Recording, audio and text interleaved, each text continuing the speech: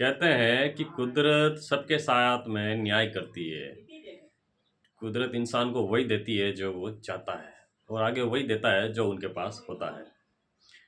ठीक इसी प्रकार एक छोटी सी कहानी है मित्रों, जो आपको बहुत अच्छी लगेगी। जब भगवान बुद्ध अपने नगर भ्रमण के लिए निकले थे, तो भगवान बुद्ध के साथ में उनके शिष्यों की टोली होती थी और वो किसी एक नगर या राज्य में पहुंचे, तो वहाँ के निवासियों ने उनके साथ में बहुत ही तिरस्कार किया, उनका अनादर किया, उन पर कटाक्ष कसे कि ये क्या ज्ञान देने आए हैं, जिन्होंने खुद अपनी बीवी को, गर्भवती बीवी को छोड़ के जंगलों में भागा, वो हमें क्या ज्ञान देगा।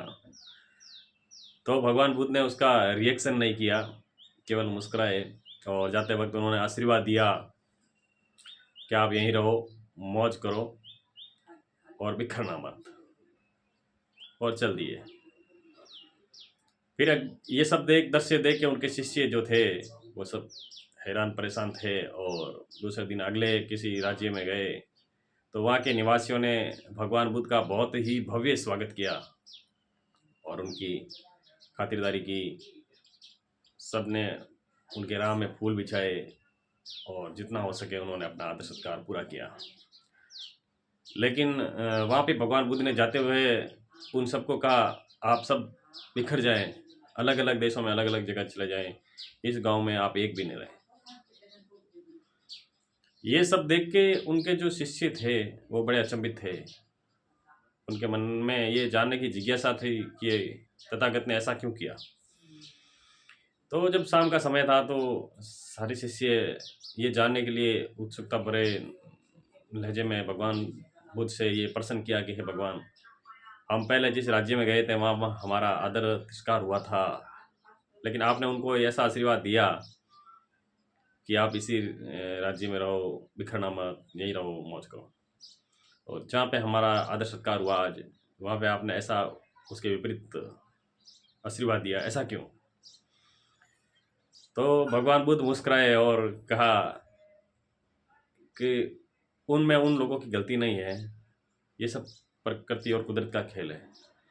जैसा बनना चाहता है इंसान वैसा कुदरत उनको देती है, और उन लोगों की गलती नहीं है, उनके पास देने के लिए यही है, तिरस्कार, गालियाँ, द्वेष, ईर्ष्या, यही है, तो उन्होंने यही दिया। तो उस दुष्ट प्रवृत्ति के लोग हैं वो, उनमें ये स्वाभाविक है, जो जिनके पास देने के लिए होगा वही देगा, ठीक है। तो अपने को उसमें हैरान परेशान होने की ज़रूरत नहीं है।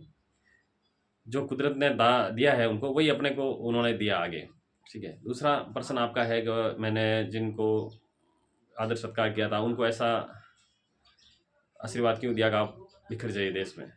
वो सज्जन पुरुष है और वो एक फूल की महक की तरह है, वो जहाँ भी जाएंगे वो अपनी अच्छाई की खुशबू है वो पूरे देश में बिखेरते रहेंगे। इसलिए उनको अलग अलग देशों में फैल जाना चाहिए। और जो निरादर प्रवृत्ति के लोग हैं, ईर्ष्या, क्रोध और कटाक्ष वाले लोग हैं, वो अगर एक ही जगह रहें तो बेहतर है। तो मेरे कहने का मतलब ये है मित्रों, इस कहानी से यही शिक्षा मिलती है कि अगर आपको कोई हैरान परेशान करे, आपको कोई कटाक्ष करे, आपको कोई दुखी करने की चेष्टा करें, तो आप केवल मुस्कुराइए, परेशान मत होइए, क्योंकि ये उनकी गलती नहीं है, उनके पास है ही यही।